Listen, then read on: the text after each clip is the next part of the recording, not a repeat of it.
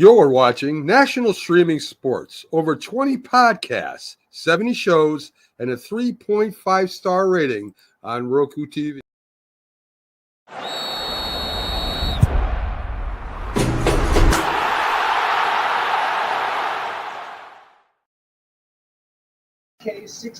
If you like the sweet science, get ready to talk boxing on the Gloved Fist podcast with top boxing writers Frank Lotierzo and Jack Hirsch. Frank, a former amateur boxer out of Philadelphia, writes for NY Fights and can be seen on the Boxing Channel. Jack, an amateur boxer who competed in the New York Golden Gloves, was a 6-term president of the Boxing Writers Association. And now, here's Frank Lotierzo and Jack Hirsch. And we're back. Welcome to Glove Fist. My name is Frank Lotierzo, former writer, full-time observer, joined by the Florida man, who I don't think is in Florida right now, Mr. Jack Hirsch. Jack, how are you? I'm in New York, Frank. I mean, you keep... Say that again, New York? I'm in New York. You could tell the way I talk. I'd have a Jack, southern accent if I was in Florida. I don't know where you came down on this, but I like to catch you off guard. Yes, yours truly did pick the Pacers to beat the Knicks. I don't know if you remember that, but... Well, I did. I picked them in... I think we both did. I was hoping you'd forget that, but we both did. I'm wrong so much, I'm not going to gloat on that. Okay. The NBA cannot be happy about Oklahoma City and New York. No, I get the feeling that Max vibes from up there are still down to you to keep it going on the NBA and NFL on this boxing show. That's what I love about Max. I didn't think of that. Think of that, but we like sports anyhow. Than I was, yeah. But what's that, Jack? Mac was more of a troublemaker. Yeah. But listen, Frank, on a serious note, okay. To cut to the chase, I mean, the big news in boxing in the past week wasn't any particular fights. It was, another great passing on, Mike McCallum. Wonderful fighter, wonderful man. If you told me the term, Frank, master boxer, I'm not talking master boxer and left it at that. I've never seen a greater master boxer than Mike McCallum. I'm not saying I've never seen a guy who was maybe a little quicker, who could maybe outbox someone using his speed or whatever. But as far as being a textbook fighter, he was the most beautiful master boxer to watch. Jack, I can't argue that. And, I thought of this right before we came on. All that you say about him, all the accolades, great boxer, counter puncher, terrific body puncher, great chin, never stopped in 55 fights. Some people will say that he was overshadowed by the Fab Four, which we'll touch on. But Jack, you know who he reminds me of? Not a fighter, another guy who you could say was as good as anybody that ever did what he did. But because he was a foreigner, he was a low-profile guy and didn't draw much attention to himself. But you could make a case that this guy's as good as anybody that did it, like you can for Mike McCallum is. Mike McCallum reminds me of of boxing's version of Akeem Olajuwon, who was just unbelievably great, and only the purist really know how great he was. And when I've often thought of McCallum being like an Olajuwon. Yes, he has the wins, he has the titles, but let's be honest, Olajuwon's overshadowed by Jabbar and Shaq. McCallum is overshadowed by Hearns and Leonard and Hagler. It's a shame that those guys like that, they go unnoticed to the main people, but guys like us that know the sport, we know who Mike McCallum was and how great he was and all that he brought to the ring. Yeah, I saw a post today that asked our friend Ben Dowdy how he thought McCallum would have done against the Big Four, that he was never part of that core four. He never got to fight any of them. And we could talk about the circumstances of that anyway. how he would have done against Hagler. Well, McCallum was a junior middleweight. Hagler was a middleweight. I mean, McCallum fought late as a middleweight, but he was at his best in his prime when he was a junior middleweight. And you would have had to give McCallum an edge there. But I'll tell you this, when Duran fought as a junior middleweight, the Duran that beat Davey Moore would not have beaten the Mike McCallum that beat I agree. Collins, for example. McCallum would have outboxed that version of Duran. Duran's fury wouldn't have thrown McCallum off his game at all. McCallum would have won that And fight. Jack, let's address that because there was a proposed fight between them, and Duran was going to get $500,000. Instead, he opted to fight Tommy Hearns for $1.5 million, 3 times more money. And Hearns was the bigger name, and it was a smarter move on Duran's part. The only thing is, I don't think McCallum would have got Duran in 2 rounds. But no, I think McCallum would have. McCallum would have defeated him by decision. And I also think, and it's not right, as much as I think of McCallum, Jack, the Fab Four did not duck him. If you just do the chronology, they just weren't there at the same time. There's no metric where they get together. It was hard. Hagler was a middleweight. No one seriously talked about a McCallum-Hagler fight. It was never seriously talked about. I'm not saying these things weren't mentioned that I forgot about, but it was never a serious proposition for them to fight. Jack, just remember this. McCallum, and he said so, didn't become a quasi-household name until he fought and beat Donald Curry. That was in July of 1987. Hagler fought Ray Leonard in May of 87. He's not looking for a guy like McCallum at that time. So that couldn't work out. Hearns was ahead of McCallum as far as chronologically. And we know Leonard he was retired when McCallum made his move. Then he came back for the big fish. The only fight that could have happened was Duran. And it didn't, and we know why. Duran opted to fight Hearns. You can't blame him for that. And as far as McCallum against the Fab Four, again, I think he beats Duran and loses the decision to the other 3. I'm not sure I would have picked Hearns to beat McCallum. There's a good chance I would have picked McCallum in that fight. McCallum was never stopped in his whole career. He took a great punch. He fought, I'm going to tell you, McCallum fought one fighter who punched harder than Tommy Hearns and hit him flush and wobbled him, but he quickly came back. Please don't say Julian Jackson. Julian Jackson could hit hard. Did not hit harder than Hearns. Yes, he did for one punch. No way. Julian Jackson hit no way. Tommy Hearns. No way. Well, that's a good debate that I wouldn't mind asking guests in upcoming Let's shows. have it now, Jack. Hearns had a left hook. He had a right hand. Hearns knocked out light heavyweights. Frank, I'm not going to, no, this is about Mike McCallum. I'm not veering off topic, We're going to stay on Mike McCallum. Well, we're talking about McCallum. You're making a case that he would beat Hearns. I'm going to give you the other side. Yeah, but McCallum, it wouldn't have been an easy fight to pick. But had they fought at junior middleweight, could Hearns have outboxed McCallum? It's questionable. Hearns outboxed everyone, but so did McCallum in that sense. And McCallum made his reputation on a big body of work. Like he beat guys like Watson, Collins. Went to England. And scored some big wins there. It was when he started slipping late in his career after the Curry fight. Where he could be had. But keep in mind, McCallum, what did he have? 55, 56 fights and never got stopped. 55 fights. Yeah, and was he ever even knocked down? I'm trying to think that he fought Roy Jones late in his career. When he was through, that was more like an exhibition. Jones and McCallum knew one another, and Jones said before the fight, McCallum's better than Leonard Hearns and all those guys because they had a friendship going. And of course he's going to say that. I kind of feel Jones took his foot off the pedal in the McCallum fight. He didn't want a stoppage bad enough, and McCallum wasn't the fighter that he used to be. Jack, you've heard me refer to Alexander Usyk as the Bachelor. When I say that, do you know what I mean? What I mean is, I might not know. Tell me.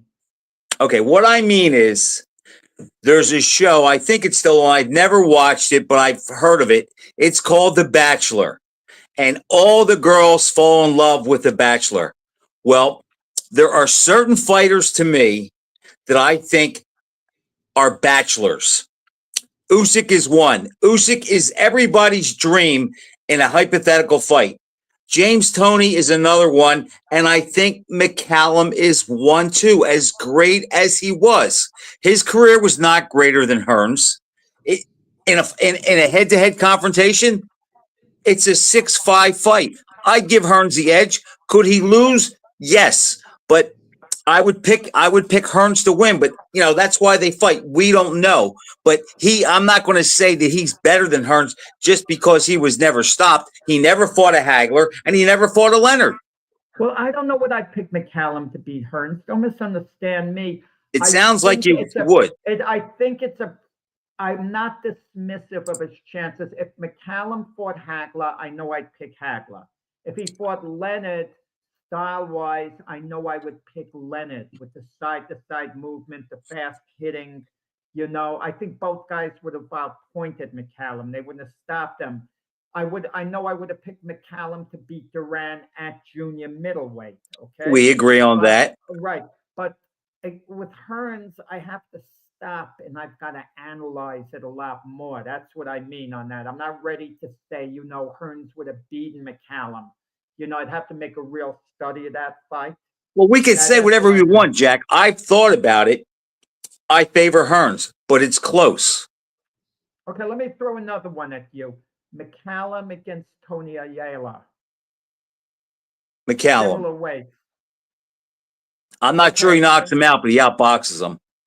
Yeah, McCallum wasn't a big puncher. Despite the Curry knockout was an aberration. People forget. And Jack, people forget Curry hurt him with a big left hook before he got knocked out in the third round. And let's face it, McCallum did not beat the best Curry. That was a faded Curry who we know all the troubles he had. He was not the same guy that beat McCrory, because we saw what Curry did to McCrory compared to McCallum. And in boxing, I know that A and B boxing math doesn't work, but as great as McCallum was, he didn't beat the best Donald Curry, but he beat him convincingly. He didn't beat the Donald Curry who stopped Milton McCrory and maybe or Colin Jones or Nino LaRocca. I'm not going to argue that point, but he still beat a good version of Donald Curry. He didn't beat a faded version of Donald Curry. He didn't beat a peak version of Donald Curry. I'll give you that. And you could see how good Curry still was. He won 3 of the first 4 rounds. Okay. And then he got nailed one punch in the 5th round, and that was it. And that was an aberration because Curry never got knocked out like that. He didn't have a bad chin, and McCallum wasn't a big one-punch fighter. So it was a bit. No, that was a beautiful counter.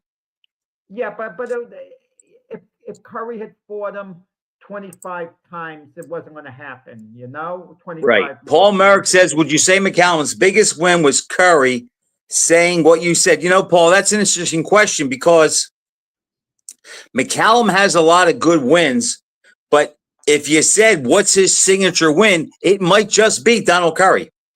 Wouldn't you agree, Jack? Well, what about the Julian Jackson fight or the Michael Watson fight, those type of fights? He's most known for the Curry knockout. That's what pops into head. I got to tell you a funny story, Frank, on a personal level. And I may have said it before, but if I have, I'll say it again. 15 years ago, I had a chance to have dinner with Mike McCallum, and there was 6 of us at the table, okay? It was before he was getting honored at a banquet. And what had happened, and amongst the 2 others, he was there with his son, and Jake LaMotta was there with his wife, okay, as well. Imagine that, because LaMotta was being honored at the banquet too. And to me, it's a big deal having dinner with him. And I'm sitting next to Mike McCallum, but I'm in awe of Jake LaMotta. And McCallum was in awe of LaMotta. He'd obviously seen the movie Raging Bull. So The sixth person, it was Bob Duffy at the time. It was at the Waterfront Crab House, and it was before the first New York State Boxing Hall of Fame induction. So Bob Duffy gets, uh, Jake LaMotta. He gets him up, and they walk around. He wants to show him the memorabilia in the restaurant that's all over the place. While LaMotta's away, his wife, that was half his age, she was a little flirtatious. She grabs McCallum and gets him onto the dance floor. McCallum doesn't want to go. He's like horrified. And I'm thinking, thankfully, him instead of me. So as soon as they're done and they sit down, McCallum is all nervous because LaMotta noticed it and he gave his wife that glare like in the movie. And I could tell McCallum's next to me and he's shaking. And I say, relax, Mike. He's close to 90 years old. And McCallum says, yeah, but he could probably still kick both our butts. It's great stuff. That's funny. Yeah, it was. But he was a nice man, too, a real nice man. And I remember his son must have been about 15 years old at the time. He'd be about 30 years old now. And I remember the bond he had with his son, the kind of closeness. And as far as how McCallum came out, someone who knew him well said, don't let Mike ever cry poverty to you. He's really well off. His wife, he told me like his wife was a nurse and he saved his money. Believe me, that's great to hear. And he was working as a trainer, but you'd never hear about his work as a trainer, Frank. Maybe you have, but we heard again he was on the way to the gym, and he'd been doing it for years. Maybe McCallum was well off enough to the point he didn't need the money as a trainer per se, and would just be working with young fighters to keep busy. But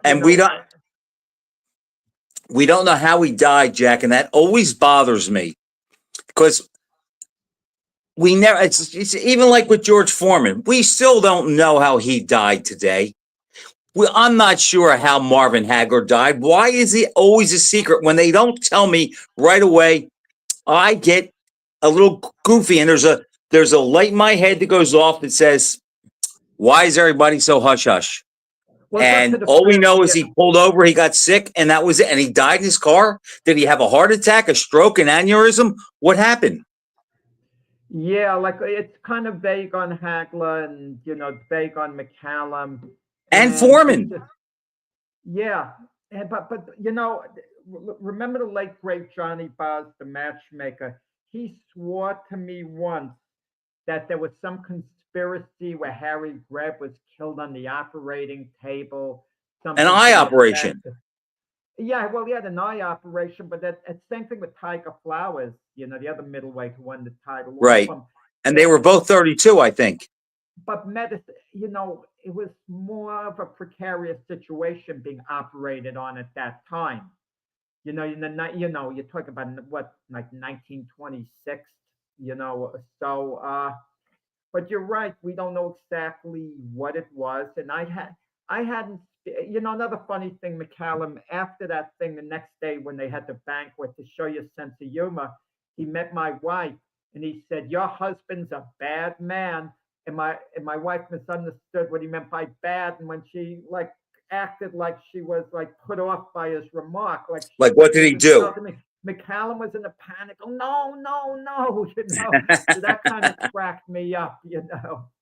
I mean, great fighter, nice guy. Jack, how was his diction? How did he speak when you were around him?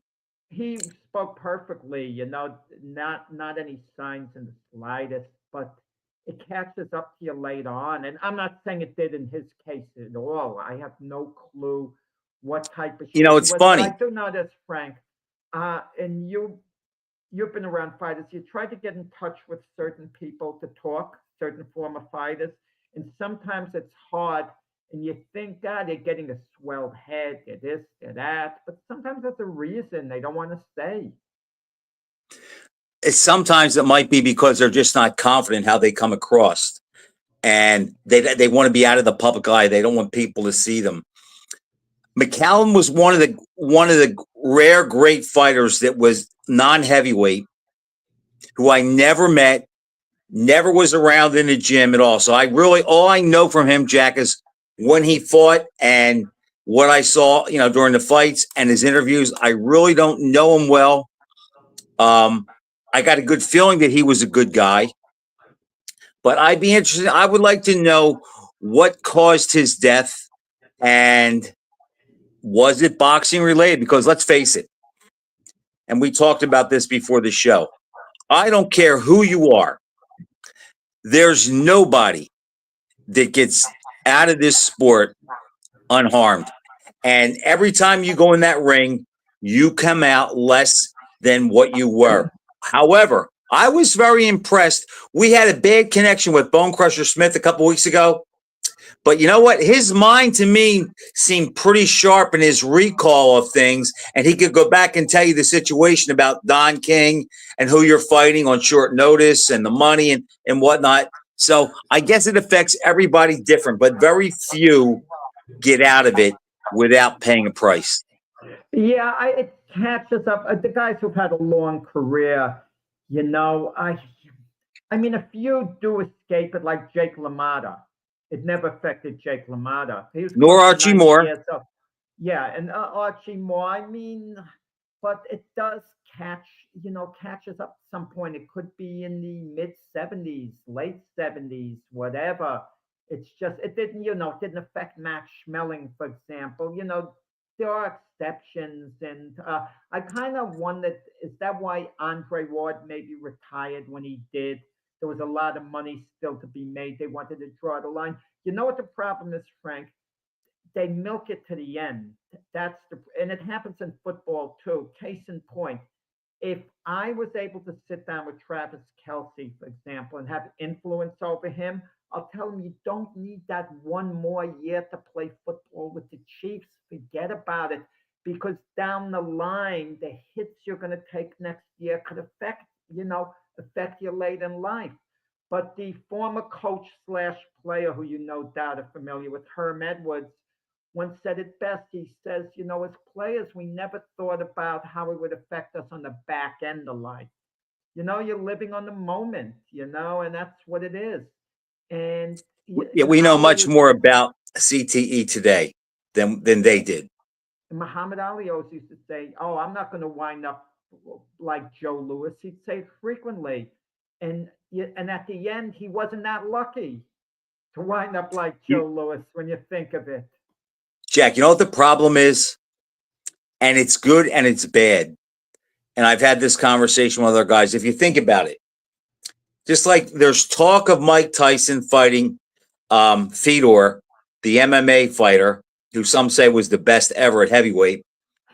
In a boxing match, I think Fedor is 44 and Tyson is 58, 59 later this month. And people will say, well, why would you do that?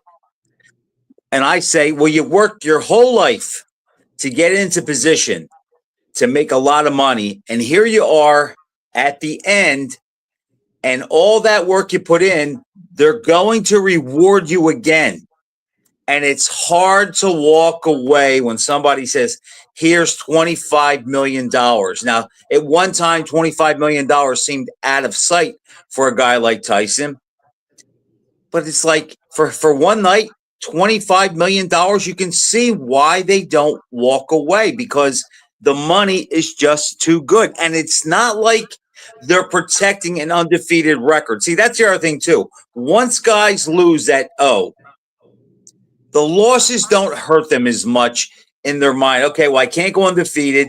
I'm going to make a nice payday. I can't spend the undefeated record anymore. And it's like, that's the problem. That's why some of these guys fight too long. But Jack, the other side is they don't have as many fights as they used to either. I mean, the great fighters of today, the elite guys, they fight what, once a year, twice a year? Terrence Crawford once every year and a half. But if they spar, that's the thing about it. Russell Peltz would be telling me he doesn't feel fighters wind up with dementia because of the fights. It's all that sparring in the gym, and especially him being from Philadelphia. If they're having a lot of these Philadelphia gym was and Dr. Pacheco feels when you're younger, it didn't affect you nearly as much. That it affects an older fighter much, much more. Jack, the age just, you don't think of things when you're younger. You don't realize how fearless you were, how invincible you were. As I've told you before, I've been in the martial arts for about 15 years. And when we would spar and do things, Jack, I didn't mind getting hit. I was used to it. Now I don't go half as hard, and getting hit in the face bothers me now. Now I don't want to get hit in the face unless I'm fighting for my life or there's a cause or I'm getting paid a ton of money. And it's like you just lose that when you get older, but you didn't realize how strong and how you recuperated so fast when you were younger because you took it for granted. You think you're going to be young forever. Yeah, it's you said it best, Frank. But and it affects individuals differently, and we see this happening in football the same way it happens in boxing. I think it's staying at the party a little too long. I think that's the problem. You have to know when to kind of draw the line, when to get out. It's hard. Like we even talked about Mayweather, and you were saying, "Oh, he's brilliant the way he does business. He does these exhibitions. He's pocketing the millions of dollars, and he's not getting hurt. But he's got to spar a little for these exhibitions. He's got to get hit now and then, and it could be affecting him. I mean, we don't know." I don't think, Jack, I don't think we'll see Leonard. I don't think we'll see Mayweather in bad shape in the later years because Leonard only had 40 fights and Mayweather picked his spots and he never took a beating that I saw. And, it's like Mayweather, here's the conundrum with Mayweather. He has the money and he's undefeated. But to me, he doesn't have the big legacy fights and he kind of took the easy way out. It's just like you pick your poison. You take some tough fights, you might lose. But look, I think most fans respect Leonard more than Mayweather, and he's not undefeated. I just think that that's how it is. We respect the guys that take a shot. And then it all comes down to the same thing, Jack, with a Michael Jordan, LeBron James debate. Is it about compiling numbers and doing it a long time, or is it about efficiency? What is the more testament to greatness? Yeah, I'm hearing you, Frank. I just got a text message, so we got to give a friend of ours, Joe DeGuardia, promoter. He texted me. He has a June 14th show he's running. If anyone out there wants to go to Westchester County Center. Westchester County Center is a really good place to watch a boxing show. That's going to be on June 14th. Okay, so yeah. I'll mention the text just came in as we were talking, so I kind of gave. I saw you a little distracted. I thought maybe I just bored you. No. I mean, you didn't bore me this time, Frank. Not this. Jack, another fighter passed that got me. A local guy, Alfonso Heyman from Philadelphia. I mean, I guess you consider him a journeyman, but he did have some big fights in the Philly Wars, and he's another guy. He's most known for a fight he lost, and he was the first guy to extend Tommy Hearns the distance. April 3rd, right, Frank? Right, April 3rd, 1979, at the Spectrum. Hearns came in 17-0, 17 knockouts, and he could not put Heyman down, and he couldn't stop him in 10 rounds. He clearly won the fight. He probably won every round. Couldn't put him down. Did Heyman make any effort to win that fight at any point or just survive? Even if all he wanted to do was survive, that would have been okay, and that was an accomplishment. So I'm not trying to minimize anything he did. Jack, it was a long time ago. From what I remember, I didn't come away thinking Heyman fought to survive. I came away thinking that he just wasn't good enough to amount an offense to cause Hearns any problems. Couldn't deal with the jab. Hearns was on his bicycle and jabbing and pot shotting him basically the whole fight. But from what I remember, Heyman kept plodding forward and taking it to Hearns. He didn't run from him. Okay. Yeah. So, I mean, he gave it a shot, and it's noteworthy to extend Hearns the limit for the first time. And I think I told you when Hearns came a week before the fight, Hearns came to Philly and he trained at Frazier's gym for a couple days. He walks in with a black pinstripe suit. Maybe it was right after the Ring Magazine, the Hitman. He had the hat on. There were cameras there. They were filming him. And he didn't really talk to anybody, Jack. He was a little standoffish. And I think it was the second or third day he was there. And he sparred Curtis Parker, who fought on the undercard, who I think was 10-0 at that time. And when they started sparring, everybody in the gym stopped what they were doing because they knew Hearns' reputation, and the Philly guys knew Parker, and they know he would have chased Sonny Liston if he got in the ring with him. He didn't care. And Hearns looked good for about the first minute and a half of the first round. By the end of the round, he had Hearns in the corner and was taking it to him pretty good, and they stopped it after one round. After that, Hearns gets out of the ring. He's the nicest guy you could ever meet. He's saying hi to everybody. That's some story. Do you think Hearns was humbled by that?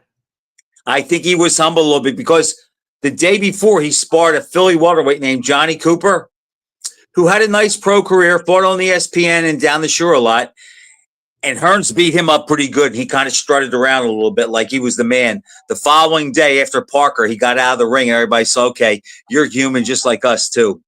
Yeah. Okay. Nice story. I kind of wondered when you told me a while ago about him going to Joe Frazier's gym. I never made the connection until actually now, because he was in. I think that's the only time that Hearns fought at the Spectrum. Yeah. Good story. I'll give you another funny story that has to do with that card. Tex Cobb fought on the undercard. He fought a guy named Zach Ferguson, who I'm sure was a journeyman. And at that time, our friendship had just started to develop. And I said to him, I said, hey, Tex, I says, are you're fighting tonight on the Hearns undercard. He says, I sure am, partner. I said, who are you fighting? He says, I don't know him or know his name. He goes, I can just tell you one thing, get there early. And that was like our little joke. Every time I'd see him or we'd see each other, I'd always come into play, say, get there early. He did knock Ferguson out in the first round, but, Ferguson was just a stepping stone.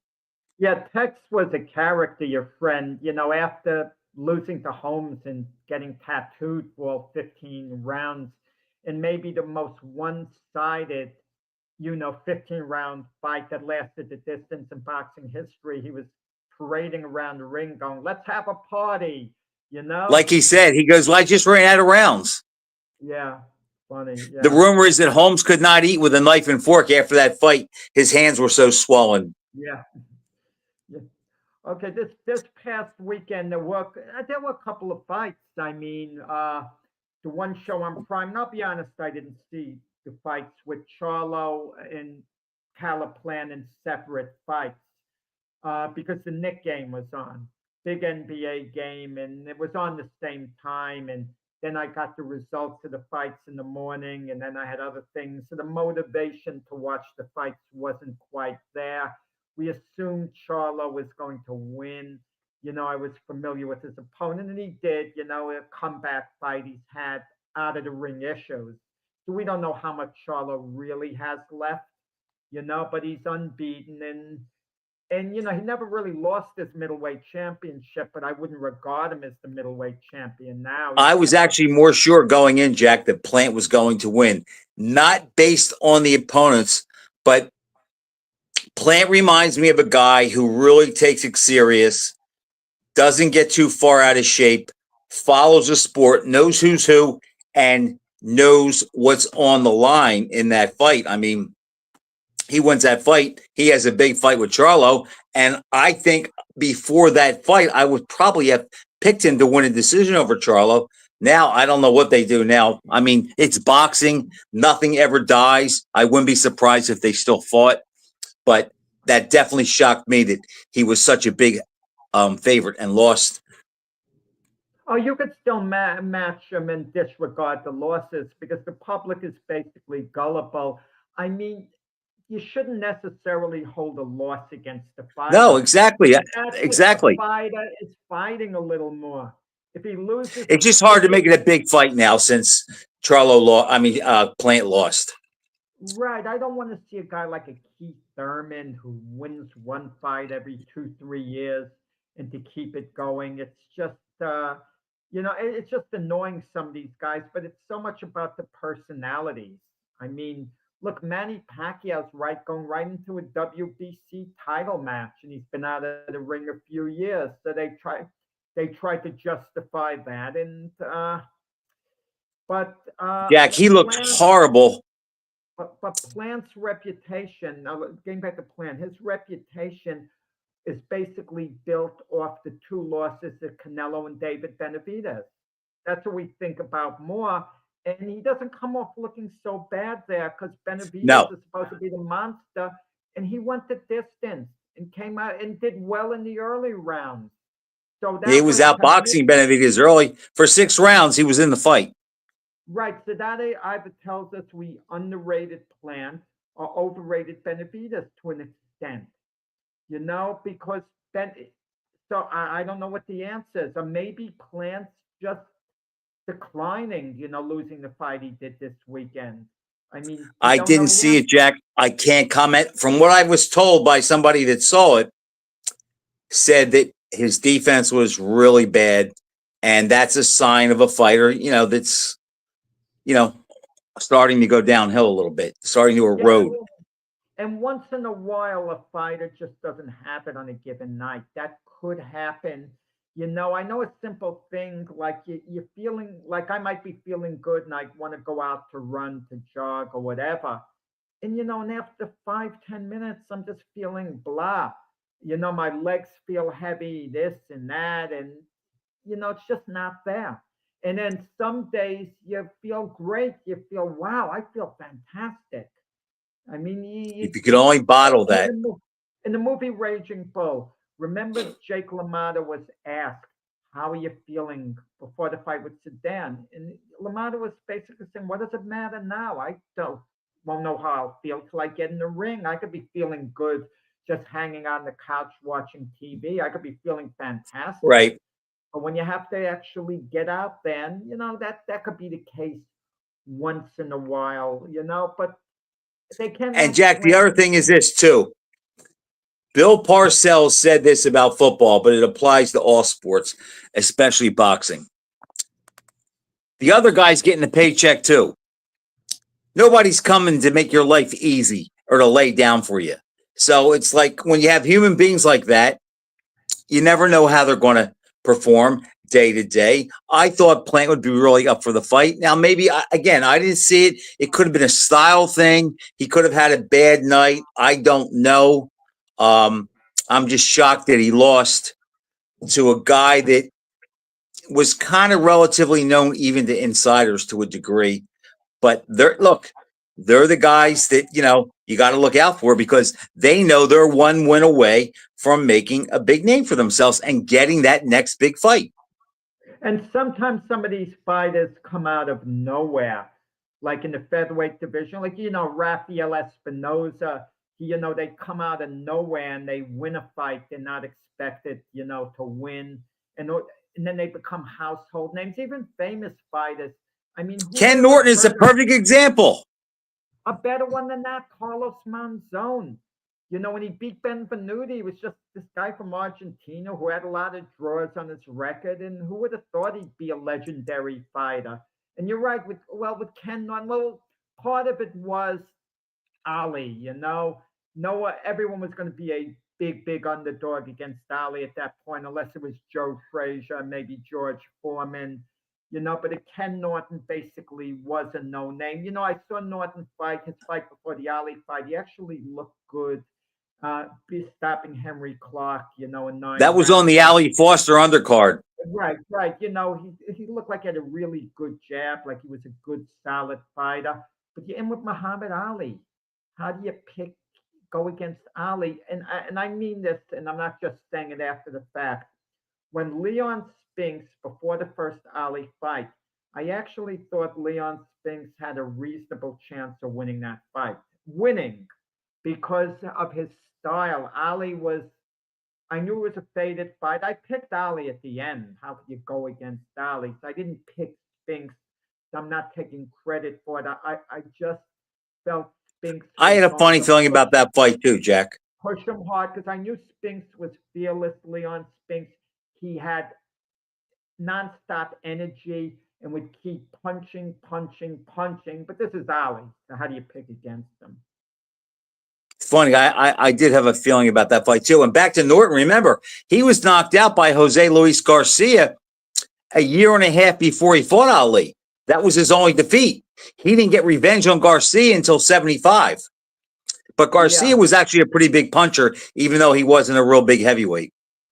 Yeah, some of these heavyweights, like you mentioned, Jose Luis Garcia, I would have liked to have seen it a tournament of the guys who were so far away from being champions, like Boone Kirkman, Dave Ziglowitz, get them all in a tournament, guys of that caliber, and see like how that would have Ron Stander, Terry Daniels, put them all in. But Ron Stander knocked out Ernie Shavers. Yeah, but Shavers wasn't he wasn't the same fighter he'd later be. I don't take that as seriously. I don't. The Shavers who knocked out Ken Norton and fought Ali, that was Shavers at his peak. Or who fought Larry Holmes, the second time, that was Shavers at his peak, kind of. I think it was a little bit past his peak, but he was still up. He was still in the curve. But the Shavers that knocked out Ellis and got stopped in one round by Quarry, he wasn't quite the Shavers he would later become. Okay?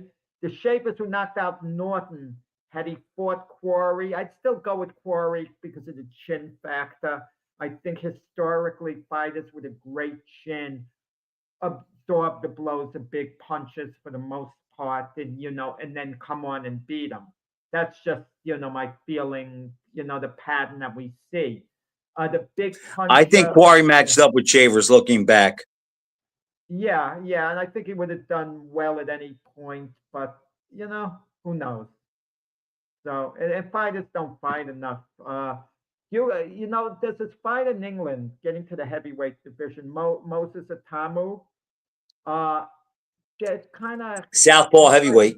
Yeah, he fights for Frank Warren's Queensberry promotion. Some are tipping him as a future heavyweight champion, and they have this plan to give him names coming up, like Otto Wallen, get names on his record.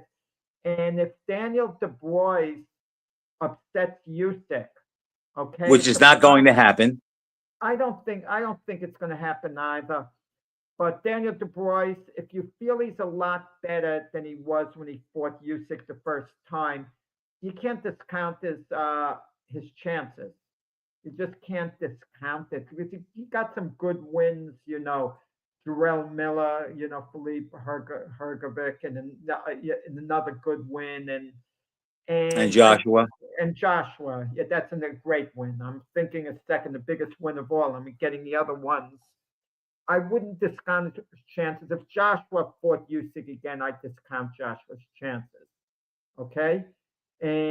But something about Dubois, he really might be the second best heavyweight in the world next to Usyk right now. And I'm including Tyson Fury in this conversation if you want to. And Joe Parker? And Joseph Parker. Joseph Parker is a nice fighter, a very nice fighter. He's not elite, he's just not elite. He's not of that level. There's nothing exceptional about him. Jack, I have a feeling that the Usyk Dubois fight is not going to be as competitive as everybody thinks. And look, my feeling on that is I think that Usyk is clearly elite and a great fighter. And I know that Double D has had some good wins since he lost to him. But Jack, I'm sorry. The way he bailed in their last fight and how he was on the verge of maybe beating Usyk to when they ruled it a low blow and Usyk got a chance to rest and come back. It just seems like the wind was taken out of his sails and he gave up. And I just think that Usyk will put that seed of doubt in him again. And I don't think it'll be that competitive. I asked you this before. You kind of hesitated, gave me an answer. You might hesitate again. Let's say they ruled it a legal punch and Usyk went down. Okay, against the boy. Does Usyk get and the ref starts counting? What happens then? You mean does Usyk get counted out, or he gets up and beats the count? Right, exactly. What happens? And let Well, me ask you this too. Let me ask you this too. I'm sorry, you can answer both questions, okay? When Usyk was hit with that punch, did Usyk know they were going to call it a foul blow and then go down? Did he go down knowing they might call it a knockdown or what? I think he feared that, and I think that's why he sold the low blow really well. And I think he believed that that would have an influence on the referee. To answer your question, if Usyk gets up, I think he still somehow gets out of that round, and if he gets out of that round, he'll win the fight. So I don't think. Does he get up if they start counting? That's the question. Jack, all I can say is this. At that moment when I was watching the fight, I thought he was hurt really bad. So I can't answer that, but I don't think so. Okay, but let me throw this by you too. You would know this as a former fighter. I don't know whether you ever got hit with a shot to the body that completely took the wind out of you. Has that ever happened to you? I don't think so. Okay, if that does happen to you, Frank, you are in so much pain and the wind is knocked out of you, you're not selling anything to anyone. You're just trying to get yourself together. Oh, maybe you'll wave on the way down like that. I disagree. I think that you could still have the composure to sell it. Not if the wind is really knocked out of you, Frank. You don't. I mean, but Frank, I think Usyk was hurt, Jack. I think he was hurt bad by that shot. But because he always comes through and he has a way of coming through these tough moments, I just give him the benefit of the doubt over Dubois. And I just think that I don't think this fight's going to be all that close. I know we have the new Dubois and he's on a nice hot streak. I just think they're different levels of fighters. Okay, I mean, I'm picking Usyk to win the fight. I'm not going to pick Dubois, but I think the 3 victories after losing, to Usyk and getting older, more mature, I could see this time around it maybe being a distance fight. But Jack, I could put the what if behind all 3 wins. I mean, Miller hadn't fought in a while. He came in heavy. Hrgovic made a name off of beating Zhang. We didn't really know how good he was, so he could have been a little overrated. And we knew that Joshua had some issues psychologically and maybe even physically a little bit as far as his durability goes. And Dubois can punch, so he came out and he jumped right on him. He did what he was supposed to do. So I can, I can find a negative in those wins, even though they were good wins, and that's all you're supposed to do. Beat the guy in front of you, and he did that, and he gets credit. I'm just not sold that he's a different guy enough where it's going to make a difference where he wins this fight. I mean, maybe he goes a distance, but he's not winning. Well, I can back up your argument even more. Let's say instead of Dubois, it was Usyk against Jarrell Miller. You're talking about it being one-sided. And then, Oh, yes. You talk about it being one-sided and against Joshua. It didn't seem to be the same Joshua that, fought Usyk. But, Eddie Hearn has all these ramblings now like that Joshua's the biggest name in the heavyweight division. He's this, that. He wants the biggest fights. But like we said earlier in the show, it's about entertainment. You have Joshua fight Fury. It does tremendous business, even though Joshua, when did he last win a fight? Well, he knocked out Nagano, who basically isn't a pro boxer, okay? And he lost credibly to Usyk a couple of fights, Joshua. And then he got stopped by Dubois. And Fury's lost twice in very competitive fights with Usyk. He fought very well. They were close fights, but he did lose them. And now these 2 guys can make massive money, more than Usyk can with anyone. That's the sport. It's about entertainment. You're right. And Joshua Jack, thinking about this, talking about guys getting up there in age and their afterlife from boxing, Josh was a guy I'd worry about because he has taken some shots, but it must be in his blood because he doesn't need the money. And let's face it, he hasn't backed down from anybody. He's willing to fight anybody. I mean, I didn't think he would. I didn't think he'd want to fight Usyk again. Du Bois, he fought a puncher there. Maybe he thought he was catching him on the down low or whatever. But Joshua seems it is in his blood, and even after setbacks, he goes right back to it. Like I thought he was done after Ruiz, and he's put together a few nice wins since then. But he hasn't shown me that he's the fighter that he was the night he beat Klitschko. Well, Usyk is the guy who should retire because the prestige he has being unbeaten, and I know at times being unbeaten is overrated. Don't misunderstand me. You can't judge a guy's career on him, being unbeaten in itself. You absolutely can't. You have to judge his level of competition, okay? And you just look at what he's done, from cruiserweight coming up to heavyweight, it's remarkable. And winning a gold medal in the Olympics, being a great amateur. If Usyk retires, if he beats Du Bois and does it clearly the way you think he will, and he retires, you can make a case, and I'm not saying I would make this case, on a pound for pound list. If someone submitted you a pound for pound list, you'd see the usual suspects: Sugar Ray Robinson, Muhammad Ali, Harry Greb. But if you looked in the top 10 and saw at number 10, Alexander Usyk, you would stop and you'd maybe disagree, but you'd say, it's hard to argue my case against this, even though Jack, I let's don't face agree it. with it. Let's face it, Jack. Undefeated ages well. The Miami Dolphins, undefeated, they're still in the conversation as one of the best teams ever. Rocky Marciano. Jack, if he loses the first fight to La Starza, is he in any conversation for one of the all-time greats? If Jose Luis Castillo gets a decision over Mayweather, look how it changes everything for him.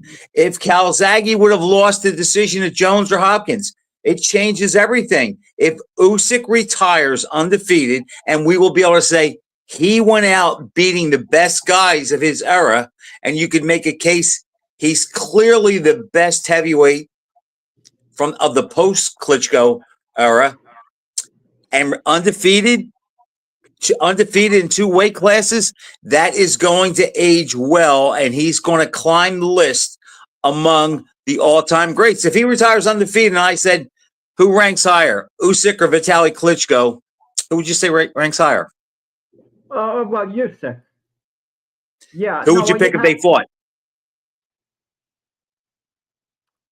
That's enough right there. The fact that you have to hesitate. I would pick Alexander Usyk to beat Vitaly Klitschko. I would, yeah, but that's debatable. That'll be a fun debate another time. Oh, something this weekend. Frank, I want to touch on this.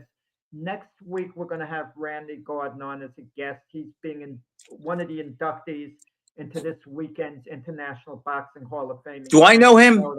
Yes, congratulate. You're not the kiss up to him. He's probably not watching. So, Randy Gordon. I've heard that name. I don't know if I know him. No. So congratulations to our friend Randy Gordon, who's going to be long overdue.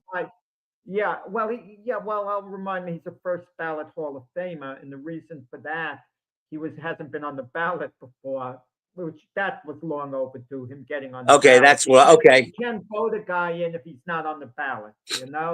So this is So we're going to have on Randy next week. We look forward to that. I have an idea about the Hall of Fames, and this only has to do with fighters. It doesn't have to do with contributors to the sport like Randy and the others, only fighters. I think what I'd like to see, Frank, in all sports, once a year, one player only, or one boxer in the history of his sport can Right. have a Super Hall of Fame. Super Hall of Fame. Only one a year can get in. That distinguishes it from the regular Hall of Fame. For example, if it's boxing, the first year you and I would sit down and we would put in one guy in the first year. And chances are you and I might say Sugar Ray Robinson, who's, by the way, you see the shirt, Frank, let me get up a little. You see this? Sugar Ray Okay, I Robinson. like it. Yeah. So Sugar Ray Robinson could get in the first year. And Ali he is might the get in GOAT. the second year. Joe Louis might get in the third year. Harry Greb might get in the fourth year. Money Mayweather might get in the fifth year. Or the 10th. I'm waiting to get a charge out of you. That was done to set you up. I shot Or my the 10th. mistake. My mistake. I should have said Money Mayweather gets in the first year, and then we follow. I blew it. I blew a golden That's all right. opportunity to get on you. Okay. But that's what I mean. And that would be magical because after 20 years, you only have 20 guys in there. It's that, and that's what this, like Manny Pacquiao is getting inducted into the Hall of Fame this weekend. Okay. And Manny Pacquiao's by far, the biggest name in there. You have, and that's how I feel about this. Is any sport, a Super Hall of Fame. It's so challenging. Baseball, Babe Ruth gets in the first year. Who gets in the second year? Is it going to be DiMaggio? Is it going to be Garrick? Is it going to be Mays? Is it going to be Aaron, etc.? I like it. Yeah, thank you. A lot of people don't. They say a Hall of Fame's a Hall of Fame. But No, I can see that. I can see the relevance of that because now that the Hall of Fame's getting watered down, that would be a good way to separate the greats from the greatest of the greats. It's nothing with the way they're running the Hall of Fame. And the Brophy's Right. doing a good job running the Hall of Fame. This is in all sports, okay? As time goes by, you don't have legendary players in each year. You're getting, it becomes like someone told me the Hall are the very good. Guy who's Right. had a very good career that's lasted a while gets in the Hall of Fame. That's what I kind of would like to see, some type of a Super Hall of Fame. Jack, so Randy Gordon is on next week, and then Steve Canton the week after? Yeah, Steve Canton. They're having actually the inductions in the Florida Boxing Hall of Fame a few days later. Steve will tell us about this. You know Steve Canton pretty well. You've spent time with him. And I was in a gym twice. Right. When I was in Florida in 2020 and 2021. In fact, I have some pictures. If I can find them, maybe we'll throw them up. Really nice. Yeah, they have a nice gym, and they house their Florida Hall of Fame there. It's really I took a bunch of pictures of that. Nice, yeah. And the week Steve's a great guy. We're going to have a writer, and it's going to be up your alley to talk about Sean Nam. He's the author of a book, Murder on Federal Street, talking about Tyrone Everett, the book getting murdered. And you were at the Everett Escalera fight, right at the Spectrum. I wasn't there. November 30, 1970. Was it? Oh, either 77 or 79. Let me try to do that. 76. I'm sorry. Like, and you could discuss the fight, the crowd reaction, when the decision came down. I never saw the fight until after I read his book. But I think is it on YouTube, Jack? I think it is. Yeah, I finally saw it. And the entire 15 rounds? Entire 15. You don't always have the entire 15. Sometimes people have a thing called a rewatch. I know Ben Dowdy had things a rewatch, but it's hard to score a fight. But I'm going to tell you, if you watch a fight a few times, watch it over, you're going to score it a little differently from one time to the next. And you're not going to be able to concentrate on scoring the fight as you want. But to me, watching it for the first time, it looked like Everett won 11 of the 15 rounds. At least that was the consensus. Right, at least won 9 of the 15. There's no way he lost, 8 rounds of the fight. It was like an awful decision. So that's what we're going to have those guests. And, Jack, I remember going into that fight. I didn't think Everett had a chance. I thought Escalera was really all that. I didn't really give Tyrone Everett much of a shot. Yeah. Okay, Frank. So I think we're coming to an end now. It's lot of fun, and look forward to seeing you next week. I'll be there at Hall of Fame weekend, and we'll have a lot of news. Is that this coming weekend or the following weekend? This coming weekend. Okay, then you'll have a lot to talk about. Okay. All right, everybody. Thanks for watching, and we'll see you next week with Randy Gordon and Jack's report from the Hall of Fame.